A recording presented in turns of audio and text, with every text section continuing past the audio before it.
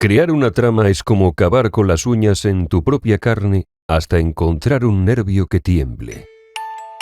Piensa en huir de una secuencia lógica de eventos, porque eso sería para burócratas narrativos. Más bien, en urdir una red de obsesiones, de heridas abiertas, de fantasmas que se arrastran por las páginas como borrachos por Soy Cowboy. Una trama es una trampa, una mentira bien contada. Es ese hilo con el que el escritor intenta coser los pedazos rotos de su mundo. Pero el hilo siempre se enreda, y en ese enredo intentamos encontrar la verdad. La trama es el mapa de una huida imposible, el rastro que deja a alguien que ya no quiere ser encontrado, pero que escribe igual, porque escribir es la única forma que tiene de no desaparecer del todo.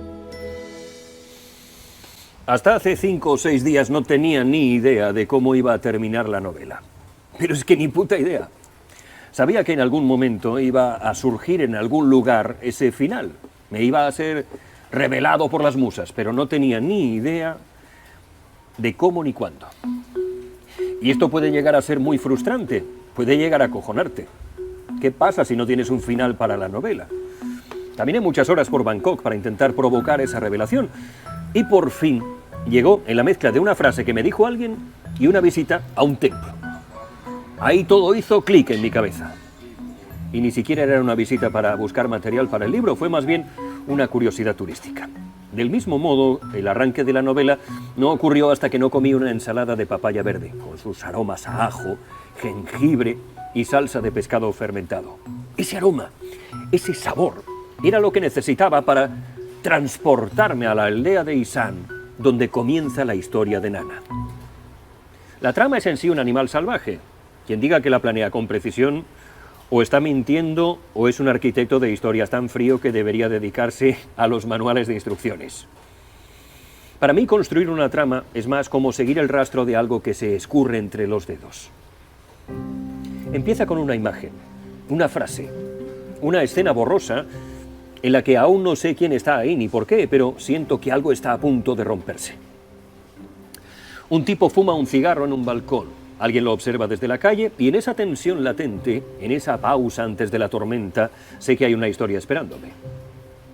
El sabor de un cuenco humilde de caldo, con una patita de pollo roída, puede ser el desencadenante perfecto para una parte importante de la trama. Sinceramente, yo no me fío de los escritores que tienen esquemas demasiado rígidos. Son los mismos que en la vida real planifican cada aspecto de su existencia y cuando algo se sale de lo previsto, se quedan paralizados. La realidad jamás funciona así. Hay caos, hay ruido, hay accidentes. Si una trama no permite accidentes, no es una trama, es una carretera sin curvas y nadie recuerda un viaje así. Para encontrar la historia, lo mejor es lanzarse al mundo. Permitir que te golpee.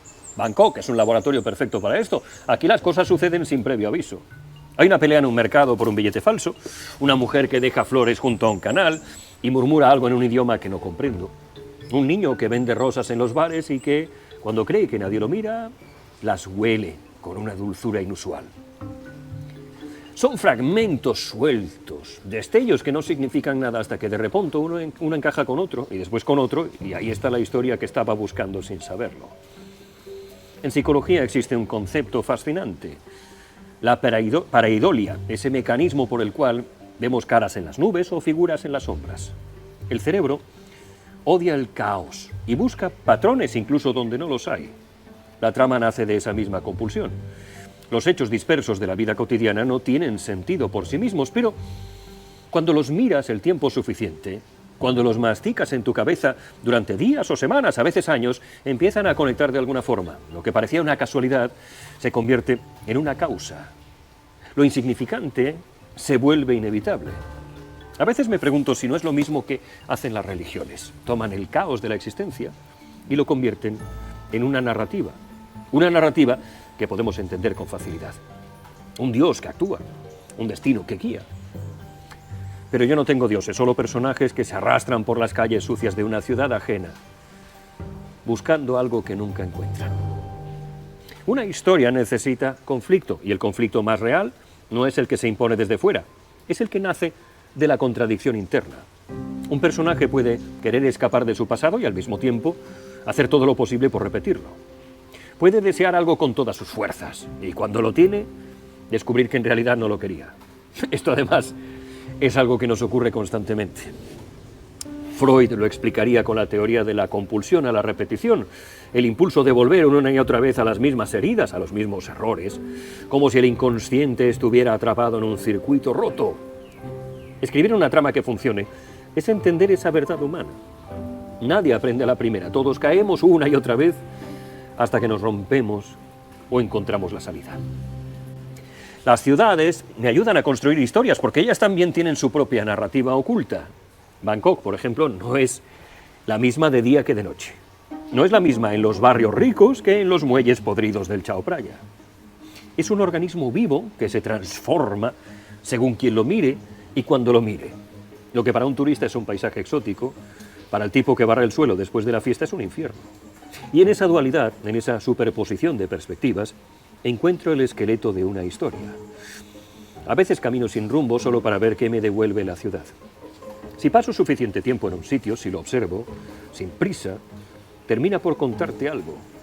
Un pequeño altar improvisado en una acera, con incienso quemado y restos de arroz, me habla de alguien que murió allí. Un cartel pegado con cinta en una farola buscando un perro desaparecido me sugiere que en algún lugar hay un niño llorando y esperando a que vuelva. No construyo la trama como quien levanta una casa con planos y con medidas exactas, lo voy descubriendo poco a poco. Es más bien un acto de arqueología, de alguien que excava sin saber qué se va a encontrar. Empiezo con algo suelto, un detonante. Un hombre que recibe una carta de alguien que creía muerto. Una mujer que finge su identidad cada vez que entra en un bar. Y después lo dejo respirar. Lo sigo como se sigue un nido enredado. Si tiras demasiado fuerte, se rompe. Si tienes paciencia, las piezas empiezan a revelarse solas. En filosofía existe la idea del acontecimiento, algo que rompe la continuidad del tiempo, que lo trastoca todo. Baidu decía que un acontecimiento es lo que cambia radicalmente la forma en que entendemos nuestra existencia. Una buena historia necesita esos momentos. No es necesario que sea algo dramático en el sentido clásico. Puede ser un gesto, una palabra, un encuentro casual que revienta la rutina y obliga al personaje a moverse. En la vida real, la mayoría de las personas evitan el acontecimiento porque implica incertidumbre. Pero la literatura es lo que mueve todo. Al final, después de haberlo recorrido todo, después de haber sentido el sudor de la ciudad en la piel y haber visto suficientes detalles para llenar 100 páginas, llega el momento de sentarse y escribir. Y ahí empieza la pelea real. La historia que parecía clara en tu cabeza de repente se resiste. Los personajes toman caminos que no esperabas. Las escenas que parecían perfectas en la imaginación, al final no funcionan en la página en blanco. Pero está bien. No debes buscar la perfección. Debes buscar la verdad. Una historia bien contada es aquella en la que el lector siente que todo lo que ha leído era inevitable, aunque nunca hubiera podido predecirlo. Como en la vida, pero mejor contado. Como en un sueño que cuando despiertas todavía tiene sentido.